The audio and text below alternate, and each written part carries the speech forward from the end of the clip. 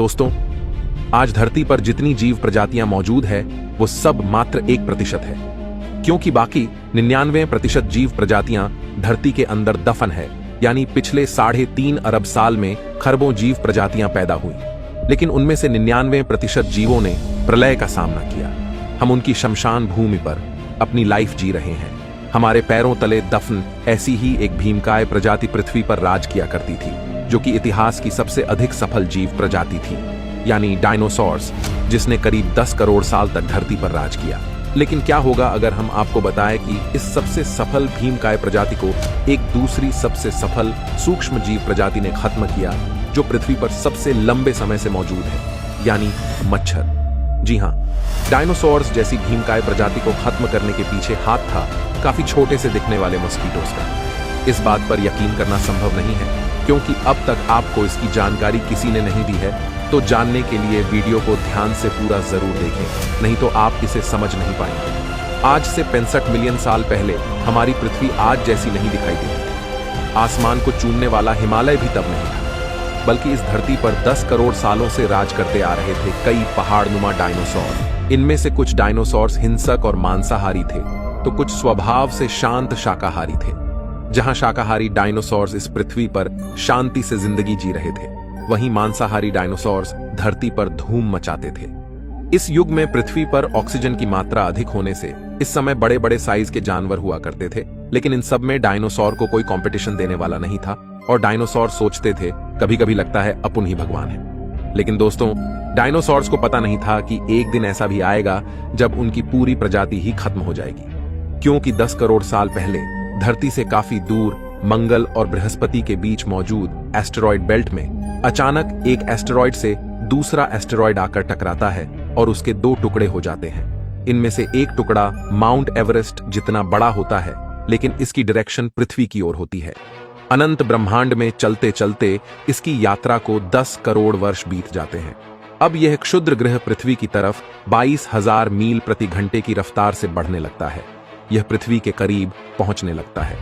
यह चांद के बेहद करीब से गुजरता है, लेकिन चांद भी इसके वेग को रोक नहीं पाता और यह पृथ्वी की ओर अपने शिकार की तरफ बढ़ने लगता है। अब इस एस्टेरॉयड को रोकना बिल्कुल भी संभव नहीं था। पृथ्वी पर खतरे से बेखबर डायनासोर कहीं किसी को जन्म दे रहे थे, तो कहीं शिकारियों से बच रहे थे। लेकिन असली शिकारी इन सबको अपना निवाला बनाने के लिए आसमान से आ रहा था। 40 किलोमीटर के व्यास वाला 20 खरब टन का यह एस्टेरॉयड पृथ्वी के करीब बढ़ता जा रहा था।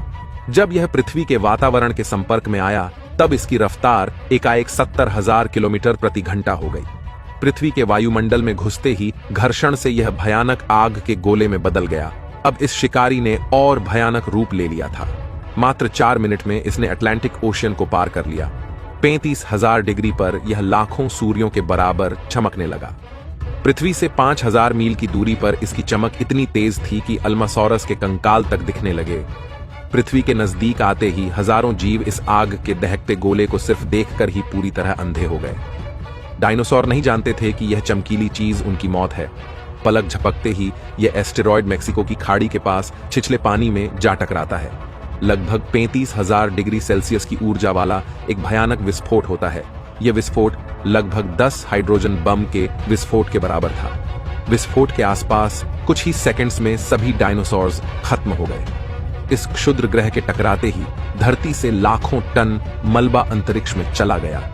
टकराव वाली जगह पर एक 180 किलोमीटर चौड़ा और 20 किलोमीटर गहरा गड्ढा बन गया। धरती के कई हिस्से टूट टूट कर ध्वनि से भी तेज गति से ऊपर की तरफ उठने लगे। विस्फोट की जगह से 5,000 मील की दूरी पर तापमान 600 डिग्री सेंटीग्रेड तक पहुंच गया, जो कि डायनासोर्स की त्वचा में मौजूद पानी को भाप में बदलकर डायनासोर्स की त्वचा को चीरने के लिए काफी था। विस्फोट से उठे धूल के कण आसमान में धूल के बड़े बादल के रूप में बदल गए। धरती के अंदर भूकंपीय तरंगे उठने लगीं, जिससे समुद्र में विशालकाय लहरों का निर्माण हुआ। भूकंपीय तरंगों से सभी सक्रिय ज्वालामुखी धधक उठे। आसमान में उठे पत्थर के टुकड़े अग्निपिंड के रूप में बरसने लगे। धूल का एक बड़ा तूफान 6,000 किलोमीटर प्रति घंटे की रफ्तार से चला। पृथ्वी से ऊपर उठे धूल की वजह से सूरज की रोशनी धरती पर नहीं पहुंच पाई। गर्म हवाओं और आगजनी से पेड़ पौधों की सारी प्रजाति नष्ट हो गई। विस्फोट के 90 मिनट बाद धरती का तापमान 200 डिग्री सेल्सियस तक बढ़ गया। कुछ डायनासोर को तेज हवाओं से पहाड़ों ने बचा लिया, लेकिन जमीन को तोड़ती आ रही लहरों ने उनकी जान ले ली। इस भयंकर विस्फोट से बड़ी बड़ी इमारतों जितनी चट्टानें ध्वनि से भी तेज गति से आसमान में प्रक्षेपित हो गई। इनमें से कुछ तो चंद्रमा पर पहुंच गई और कुछ अंतरिक्ष के गहरे अंधकार में। जो अंतरिक्ष में नहीं पहुंची उन्हें पृथ्वी ने फिर से खींच लिया, जो हजारों अल्मासोरस पर चट्टानों की तरह बरसी। धरती, आसमान और समुद्र, हर जगह कहर मच गया। अब तक के इतिहास में आए भूकंप के झटकों से 60 गुना अधिक शक्तिशाली भूकंप ने पृथ्वी की परतों को उधेड़ कर रख दिया। विस्फोट से पृथ्वी पर उठी तरंगे चारों तरफ से संपूर्ण पृथ्वी पर फैल रही थी। पृथ्वी की इस अंगड़ाई में हजारों डायनासोर्स खत्म हो गए। ध्वनि से भी तेज चलने वाली हवाओं ने डायनासोर्स की त्वचा को उधेड़ दिया। उड़ने वाले डायनासोर्स किसी तरह इन जमीनी खतरों से बच गए, लेकिन आसमान से होने वाली आग की बारिश ने उड़ने वाले डायनासोर्स के पंखों को नष्ट कर दिया। कड़कते बादलों की हीट ने जंगलों को जलाकर राख कर दिया। इस आगजनी से बचने के लिए कुछ छोटे जीव तो बिल में घुस गए, लेकिन डायनासोर्स आग की लपटों से बच नहीं पाए। डायनासोरस भाग रहे थे और मौत उनका पीछा कर रही थी। विस्फोट से अधिकतर ऊर्जा तरंगों के रूप में पृथ्वी के धरातल में फैल गई, लेकिन 1% ऊर्जा सीधे पृथ्वी के आर पार हो गई, जो कि पूरी पृथ्वी को घंटी की तरह बजाने के लिए काफी थी। एस्टेरॉयड के भयंकर विस्फोट ने समुद्र में सुनामी को जन्म दिया। जो डायनासोर किसी तरह बच गए, उन्हें बड़ी बड़ी लहरों ने निगल लिया। वहीं इस विस्फोट से धरती के सभी ज्वालामुखी सक्रिय होकर आग उगलने लगे। विस्फोट से निकले धुएं के बादल ने धरती को कई महीनों तक अंधकार में धकेल दिया। सूरज की रोशनी के अभाव में पेड़ पौधे भी नष्ट हो गए। जो डायनासोर्स किसी तरह बच गए, उनके लिए पृथ्वी पर खाने के लिए कुछ नहीं बचा। उन्हें भूख ने ही निगल लिया। इस तरह इतनी बड़ी धरती पर डायनासोर्स को कहीं भी छुपने की जगह नहीं मिली। जमीन, आसमान और समुद्र, हर जगह प्रलय ने उनको घेर लिया था। और वैज्ञानिकों के अनुसार इस तरह सभी डायनासोर्स की मौत हुई। लेकिन अभी कहानी खत्म नहीं हुई है। वैज्ञानिकों के अनुसार डायनासोर्स के इस मृत्युकाल के बाद भी हजारों डायनासोर्स के कंकाल मिलते हैं, जिससे पता चलता है कि डायनासोर्स एक साथ नहीं बल्कि धीरे धीरे मरे। एस्टेरॉयड ने जहां डायनासोर्स को एक साथ खत्म किया, वहीं डायनासोर्स के मरने का एक और कारण था जिसने उन्हें धीरे धीरे मारा, और वह थी एक ऐसी जीव प्रजाति जिससे डायनासोर्स भी घबराते थे। वो थे मच्छर और कीड़े। वैज्ञानिकों के अनुसार कुछ डायनासोर्स की प्रजाति को मच्छरों और कीड़ों ने खत्म किया था। आज से करोड़ों साल पहले ट्रायसिक युग में ही एक मच्छर डायनासोर्स को काटते हुए जब उड़ा, तो वह पेड़ से निकलने वाले रेजिन के घोल में फंस गया। करोड़ों सालों बाद यह एम्बर फॉसिल के रूप में जब आज के समय में वैज्ञानिकों को मिला, तब इस मच्छर में मौजूद खून को टेस्ट किया गया। जो वायरस इस मच्छर के खून में मौजूद थे, वही वायरस और बैक्टीरिया डायनासोर्स के अवशेषों में भी पाए गए। इसका मतलब था कि ट्रायसिक युग में एक महामारी फैली थी, जिसने डायनासोर्स को धीरे धीरे मारना शुरू कर दिया था। जहां एस्टेरॉयड डायनासोर्स की सडन एक्सटिंक्शन का कारण थे, तो वहीं ये छोटे छोटे मच्छर उन्हीं डायनासोर्स को पीलिया से बीमार करते हुए भी मार रहे थे। पृथ्वी पर होने वाली तबाही से पृथ्वी पर उस समय मौजूद जीवन एक बार के लिए लगभग खत्म हो चुका था, लेकिन उस समय कुछ ऐसे जीव भी थे जो इस भयंकर तबाही से बच निकले। वो थे मैमल्स, यानी हमारे पूर्वज। ये मैमल्स एक चूहे से छोटे जीव थे और तबाही के समय बिलों में छुपकर इन्होंने अपनी जान बचाई थी। आगे चलकर इन्हीं ममेलियन से धरती पर कई विचित्र जीवों का जन्म हुआ और फिर हम इंसानों की उत्पत्ति हुई। आज से 3 लाख साल पहले मॉडर्न ह्यूमंस की उत्पत्ति हुई।